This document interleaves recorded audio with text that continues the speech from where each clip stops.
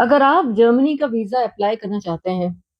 تو آپ کو یقیناً اسپانسرشپ کی ضرورت ہے۔ تو آپ بھی کیا اسی لیے پریشان ہیں کہ کس طرح سے اسپانسرشپ کا بندوبست کیا جائے، اس کی کیا پروسیسنگ ہے، کس طرح سے ہوتا ہے یہ سب کام؟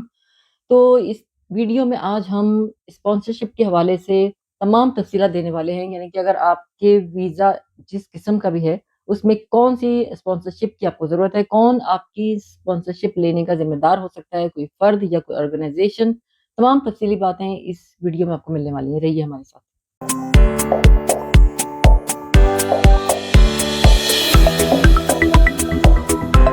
السلام علیکم اور نمسکار، میں جیا ہوں، میں جرمنی میں رہتی ہوں اور موجود اپنے چینل جرنی وتھ جیا پر۔ آج کے اس ویڈیو میں ہم بات کر رہے ہیں اسپانسرشپ اور اس کے تمام وہ پروسیس جو اس میں درکار ہوتے ہیں، کیونکہ ہمیں بہت ساری آپ کے سوالات، آپ کے کمنٹس مستقل آ رہے ہیں، کیونکہ آپ اسپانسرشپ کی بعض لوگ ایسے ہیں کہ جس کی ٹرم کو سمجھے نہیں ہیں، اس کے متعلق پوچھنا چاہتے ہیں۔ بہت سارے ایسے سوالات ہیں جن کے جوابات اس ویڈیو میں دینا بہت ضروری ہے، کیونکہ سوالات زیادہ جمع ہو گئے ہیں، فرداً جواب دینا اتنا آسان نہیں ہوتا، تو ہم نے سوچا ہے کہ آج ہم ڈیٹیل میں اس پہ بات کر لیں تاکہ سارے لوگوں کے سوالوں کے جواب اسی ویڈیو میں انہیں مل جائیں۔ ہم ہر ویزے کے حساب سے اس پہ بات کریں گے، لیکن اگر آپ مثال کے طور پر یہ پرسن ٹو پرسن ویری کرتا ہے کہ آپ کا کیس کیا ہے، اسی حساب سے اسپانسرشپ بھی تبدیل ہو جاتی ہے، اس کا نام تبدیل ہو جاتا ہے، اس کا طریقہ تبدیل ہو جاتا ہے۔ لیکن اگر آپ یہ تمام معلومات پہلے سے آپ کے پاس موجود ہیں تو پھر آپ اس ویڈیو کو اسکپ کر سکتے ہیں، لیکن اگر آپ کو ان تمام معلومات کو حاصل کرنا ہے اور وہ سوالات جنہوں نے مطلب میں اپنے ان ویور سے بھی مخاطب ہوں جن کے بے شمار سوالات ان یعنی اس اسپانسرشپ کے مسئلے کو سمجھنے کے لیے ہم سے مسلسل وہ ہم سے یہ سوالات کر رہے ہیں، تو وہ آج اس ویڈیو کے کسی بھی حصے کو اسکپ نہ کریں۔ ہم سب سے پہلے شروع کرتے ہیں جرمنی کے شینگن ویزا یا وزٹ ویزے کی اسپانسرشپ کے بارے میں۔ کے طور پر آپ جیسے جرمنی کا جس وقت شینگن ویزا یا وزٹ ویزا اپلائی کر رہے ہیں اور آپ کے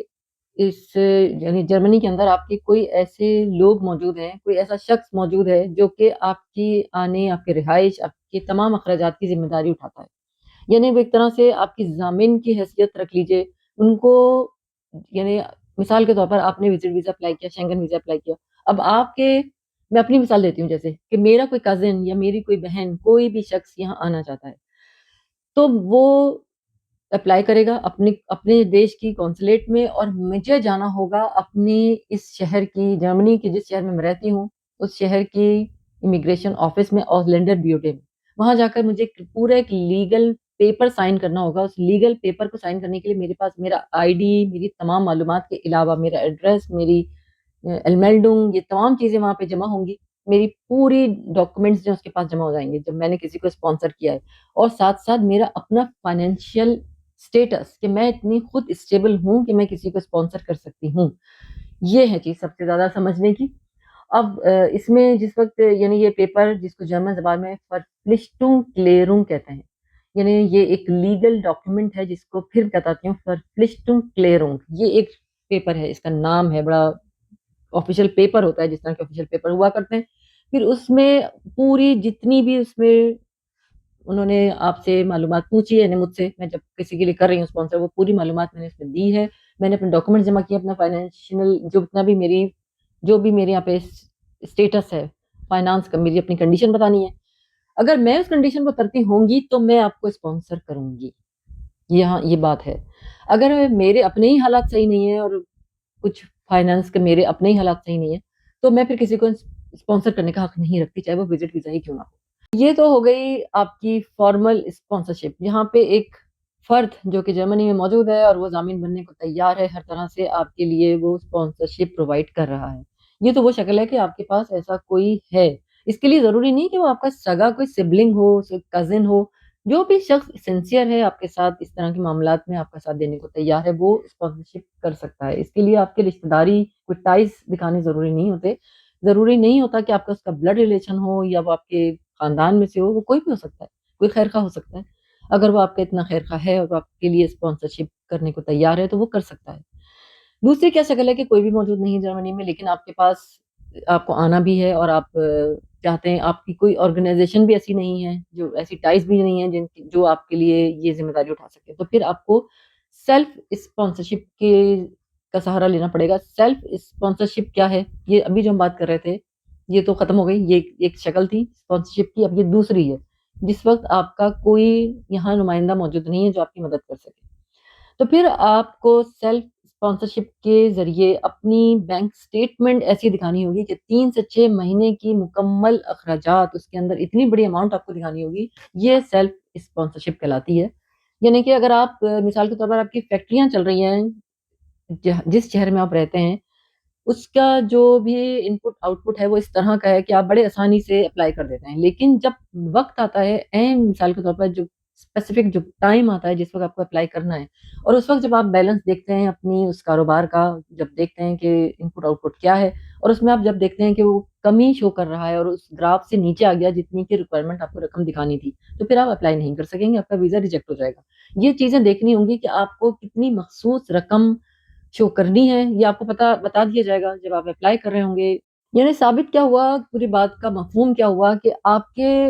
جو بھی آپ سیلف اسپانسرشپ کر رہے ہیں اس میں آپ کو ایک اسپیسیفک اماؤنٹ شو کرنی ہے جو 3 سے 6 مہینے تک کا آپ کا پورا یہاں کا خرچہ شو کرتی ہو۔ آپ کو اپنی اسٹیبلٹی یہاں پہ شو کرنی ہے، تو اتنی ریکوائرڈ اماؤنٹ جب آپ شو کرتے ہیں اور جس وقت اپلائی کر رہے ہوتے ہیں اس وقت وہ اکاؤنٹ آپ کے پاس موجود ہے، اتنی رقم موجود ہے، تو پھر یہ چیز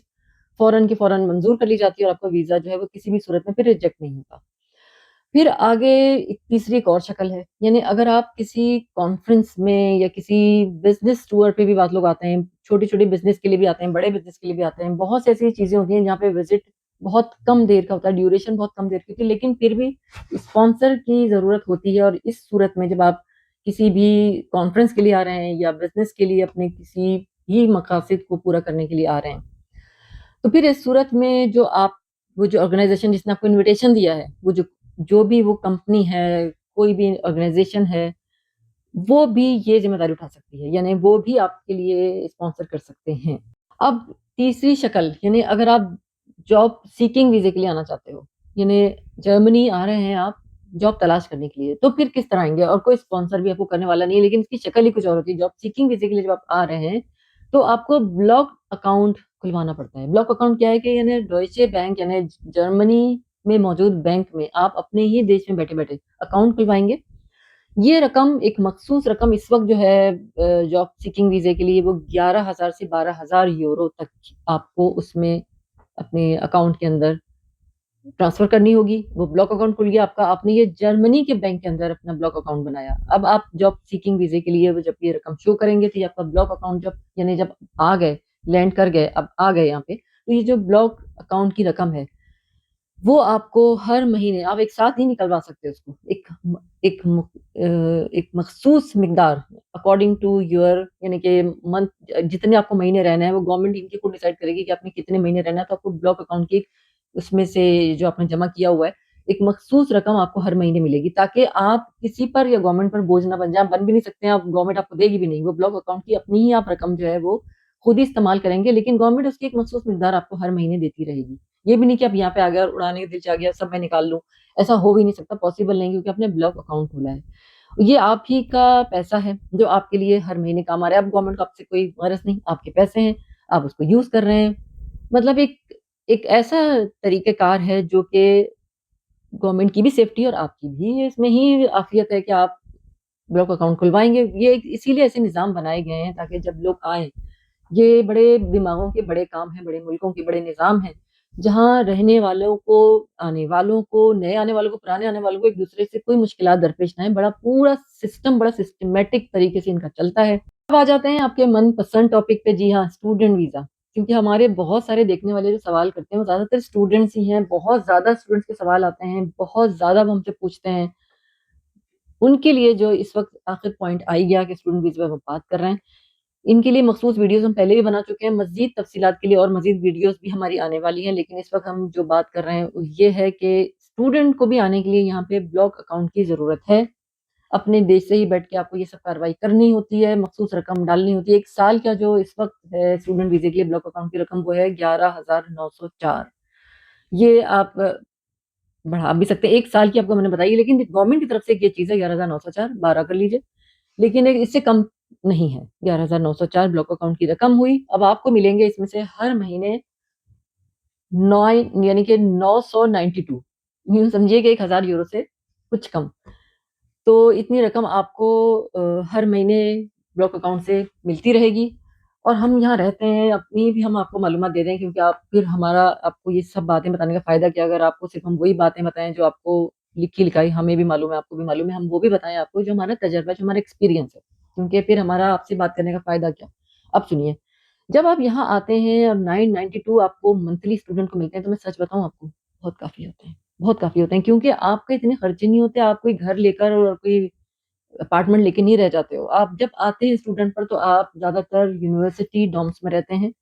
جس کا یہ گورنمنٹ نے جو فکس کی ہے نا 992 کی اماؤنٹ، یہ پھر وہی کہوں گی کہ بڑے دماغوں کے بڑے کام، بڑے ملکوں کے بڑے نام، انہوں نے سوچ کے یہ سب کچھ بنایا ہوتا ہے۔ ان کو پتا ہوتا ہے کہ ہمارے پاس جب ایک بچہ ایک بچی اسٹوڈنٹ کے طور پر جب آئی ہے تو اس کے خرچے کتنے ہوں گے، ان کو سب کچھ معلومات ہے، بڑا سوچ بچار کے انہوں نے یہ اماؤنٹ فکس کی ہے۔ اس میں سے بھی کچھ بچا ہی لوگے آپ، بظاہر سن کے ہو سکتا ہے آپ کو لگ رہا ہو، چونک گئے ہوں کہ ہیں 992 یہ تو بہت کم ہے، اس میں تو کیسے ہوگا، میں نے رہنا بھی ہے، میں نے کھانا بھی ہے، میں نے بل بھی دینا ہے، میں نے ٹرانسپورٹیشن بھی کرنی ہے۔ جی وہ سب چیزیں اس کے اندر انکلوڈیڈ ہیں، یہ گورنمنٹ کو خود پتا ہے، جنہوں نے یہ پیمانے بنائے ہوتے ہیں ان کو سب پتا ہوتا ہے، اپنے ملک کے اخراجات وہ ہم سے بہتر جانتے ہوتے ہیں۔ اور یہ جب آپ اسٹوڈنٹ جب اپنی یونیورسٹی کے ہاسٹلس میں ڈومس میں رہتے ہیں تو ان کے خرچہ وہ تمام چیزیں، ٹرانسپورٹیشن کا بھی خرچہ ان کا اتنا نہیں ہوتا، پھر ان کے اسٹوڈنٹ کارڈ ہوتے ہیں جس کی وجہ سے ان کو تو ویسے بھی کوئی ٹرانسپورٹیشن کا کوئی خاص خرچہ اٹھانا ہوتا نہیں ہے۔ کھانا پینا سب کچھ ملا کے لگ بھگ جو ہے اس میں اتنا بچ بھی جاتا ہے کہ آپ کے پاس پیسے بھی سیونگ بھی ہو جاتی ہے۔ تو لہٰذا یہ جو رقم انہوں نے رکھی ہے 11,904، یہ کچھ سوچ سمجھ کے رکھی، یہ 1 سال کا بتا رہی ہوں میں آپ کو، اگر آپ کی پڑھائی 4 سال کی ہے تو وہ 4 سال کی سب سے الگ ہو جائے گی، میں نے صرف 1 سال کا آپ کو 11,904 کی رقم بتائی، یہ ہو گیا اسٹوڈنٹ ویزا۔ ابھی اس میں بھی سوالات آئیں گے بہت سارے، مجھے پتا ہے، مجھے زیادہ تر سوالات آتے ہی آپ اسٹوڈنٹس کے ہی ہیں، کیونکہ ظاہر ہے اسٹوڈنٹس کو بہت زیادہ اپنے فیوچر کی فکر ہے، ان کو بہت زیادہ شوق ہے باہر آنے کا، اور جرمنی میں کیونکہ تعلیم کی اتنی زیادہ آسانی ہے، یونیورسٹیز بہت ساری فری ہیں، فری کورسز ہیں، تو یہ اسی لیے یہ بہت اٹریکشن رکھتا ہے یہ کنٹری اسٹوڈنٹس کے لیے۔ یہ ہے وہ تمام تفصیلات جو بلاک اکاؤنٹ کے بارے میں ہم نے آپ کو بتائی۔ اسٹوڈنٹس جو ہیں ان کے تمام سوالات کے جواب مل گئے ہیں، لیکن ابھی بھی سوالات باقی ہوں گے تو ضرور کیجیے۔ لیکن یہاں پہ پھر ہم بتائیں کہ اگر آپ ایسے ہیں کہ آپ کو اسکالرشپ کوالیفائی کرتے ہیں، یعنی اگر آپ اپلائی کر رہے ہیں اسکالرشپ کے لیے، آپ کو اسکالرشپ ملی ہے اتنے بڑے کنٹری میں، تو پھر بلاک اکاؤنٹ کی رقم آپ کے لیے کوئی obligation کوئی چیز ہے ہی نہیں، آپ کو کرنا ہی نہیں ہے۔ بلاک اکاؤنٹ ان کے لیے ہے جنہیں اسکالرشپ حاصل نہیں ہے، تو لہٰذا وہ لوگ مطمئن ہو گئے کہ جن کو اسکالرشپ مل گئی، جو اسکالرشپ کو کوالیفائی کرتے ہیں، انہیں تو بلاک اکاؤنٹ کی رقم دکھانی ہی نہیں ہے۔ ایک اور بات جو کہ اس وقت پھر ہمیں یاد آ گئی کہ ہم نے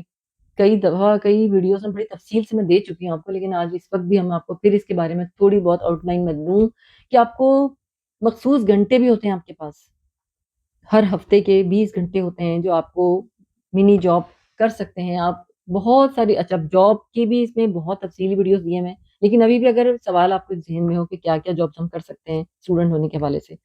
تو ظاہر ہے وہ تمام جوابات ہم آپ کو دیں گے۔ ویسے چینل کے اوپر یہ تمام ویڈیوز موجود ہیں، آپ جس بھی موضوع پہ اٹھائیں گے آپ کو وہاں سے ویڈیو مل جائے گی۔ لیکن پھر بھی منی جاب کے حوالے سے جو اسٹوڈنٹ یہاں پہ جاب کرنا چاہتے ہیں ان کے حوالے سے جو بھی سوالات آپ کے ذہن میں ضرور ہم سے کیجیے، ہم موجود ہیں ہر پلیٹ فارم پہ آپ کے سوالات کے جوابات دینے کے لیے۔ رکھیے اپنا، اپنے پیاروں کا، اپنے دیش کا، اپنے گھر والوں کا بہت سارا خیال۔ پہلی بار ہمیں دیکھ رہے ہیں تو سبسکرائب کیجیے، ساتھ لگے بیل آئیکن کو بھی کلک کیجیے تاکہ آنے والی ہر نئی ویڈیو کی نوٹیفیکیشن آپ کو مل سکے۔ ویڈیو اگر